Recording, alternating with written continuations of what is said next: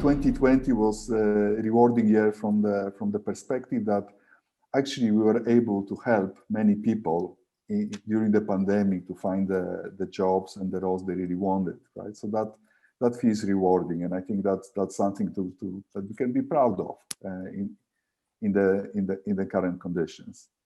But then looking at in more depth, I would say in 2020, what would you say changed for our clients, senior executives, and what didn't change? Well, thank you, Thomas. And I'm speaking, of course, in the context of Europe and the US, because the drivers were fairly similar. First of all, it is the industrial changes that are going on. So the shift to online retail, for example, or the reduction in hotels, this is driving a lot of people to reflect on their career opportunities. And as I said, our Clarity program is ideal for helping people find their fit. But I think another thing that's important is in the past, unemployment has been a very high driver for our clientele, or the risk of unemployment. I'd say that's actually gone down, believe it or not, in 2020. And it suggests to me that people are becoming more proactive about managing their careers going forward. We also see this in the income demographics of our incoming clients that have shifted markedly upward. In other words, the portion who earned more than 200,000 euros or dollars increased to about 40% of our clientele in 2020, which is a significant increase. Another 49% earned between 100 and 200,000 euros or dollars. So those two groups alone make up 89% of our clientele. Yeah. No, that makes a lot of sense, because I would really say it's a mixed bag from the industry perspective, right? Because we all know the industries that are struggling: hospitality, aviation, oil and gas, traditional automotive, right? But that's also made a big shift to where our clients actually landed last year, which was healthcare, technology, financial services, consulting, food, right? So e-commerce, I should say. So from that perspective, I think that was the most dramatic change. I think the interesting thing for me that didn't change was actually our 90% success rate, right? That still holds true despite of the pandemic. And then the average time for our clients to land, which was still between 25, 30 weeks on average, right? Which is pretty good result in the current in the pandemic conditions. Absolutely. And I always like to reflect, when you get hundreds of people coming through the front door, you tend to see patterns. And I'll show this in a little graphic, but essentially you get your sense of risk on the one hand, and then your reason to work. So some people obviously have an economic requirement. They need to earn money right now, and they feel strongly at risk. Those people feel a lot of urgency. And then you've got people who feel less risk, and maybe they're bored, or maybe they're looking for that advancement that has so far eluded them. And maybe they want more pleasure or quality of life in their work. So that's a totally different spectrum. And what I think we're seeing is more and more people who are realizing that the pressure they have at work is not necessary. They could actually have a better working life if they would be proactive about managing their career. So I see a shift in both the income and the, let's call it the psychographics of our clientele, which I think is very healthy actually for them, not to mention for us. Yeah, I totally agree with you. I think I would describe it, what you just said, with one line, that our clients want to win more than they're afraid to lose. And that's why they choose to actually take a more proactive approach to their career. So totally agree with you. Yeah, that's very true. I mean, if you think about the psychographics, we use DISC, as you know, and DISC describes dominance and a couple of other characteristics that I think drive people who are more dominant, people who are more influencing, are more comfortable stepping out of their secure little niche and promoting themselves. And as a result, they represent a relatively large share of our incoming clients. And that's good because we can help those people. If they're willing to promote themselves, we can tell them how. Exactly. And then, so thank you for reflecting a little bit on the last year, Peter. Now let's shift the gears and look at the current year, 2021. What is your projection for this year?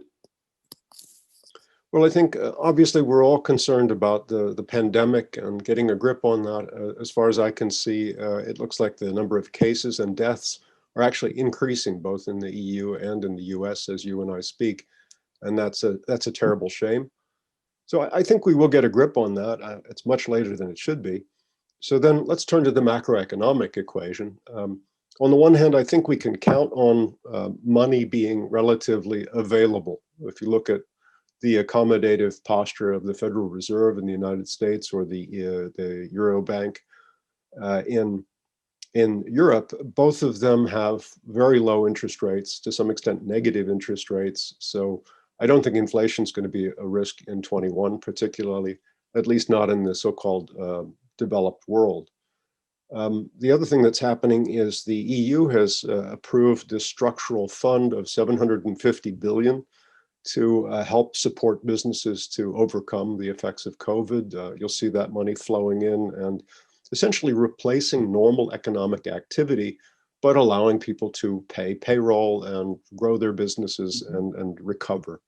And in the United States, obviously, there's the $1.9 trillion proposal from President Biden at the moment that will probably come through Congress in some form and will do a lot of a similar nature to stimulate the economy. And then there's some really interesting shifts. Nobody knows how far he will get, but President Biden promoted a whole list of environmental focused executive orders in the last week or so. For example, just to give you one example, the idea is to replace the entire fleet of delivery vehicles for the US postal system with electric vehicles to reduce emissions in months. So I think there are many, many intertwined effects that are basically positive from a macroeconomic point of view. Yeah, I mean, to your point, Peter, obviously we should expect economy rebound, right? With all the investment now going from government or from European Union from that perspective. But also looking at the market right now, I must say we see the rebound in the executive job market, because after Q4, which was more about cost cutting, hire freeze, now the new budgets are opening and companies are starting to recruit much more actively right now. Also, some people are leaving, cashing their bonuses. So all of those drivers actually are helping our clients right now to launch much faster than maybe it was few months or few weeks ago. So from that perspective, I think the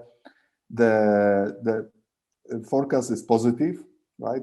It should help our clients and executives to find their role faster than maybe some time ago.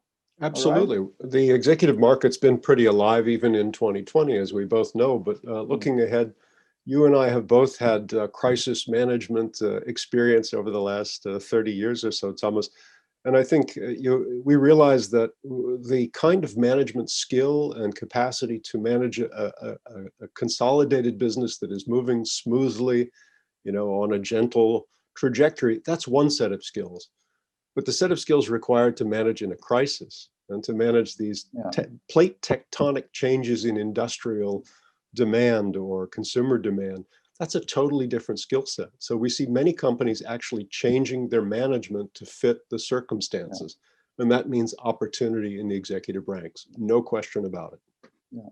Now opportunity for strong leaders, right? To step in and take the challenge that is waiting for them. And, I always say to our clients, the dream job will not wait for you. So it's better to start now, because then your chances of actually finding something that you love and want to do, it's much greater. So it was a pleasure talking to you, Peter. Thank you for all the insights you shared with us today. And I would like to wish you all the best in the coming years, good health, and let's have another prosperous and good year going forward. Thank you very much, Thomas. All the best to you and Europe. Take care. Take care. Thank you. Bye-bye.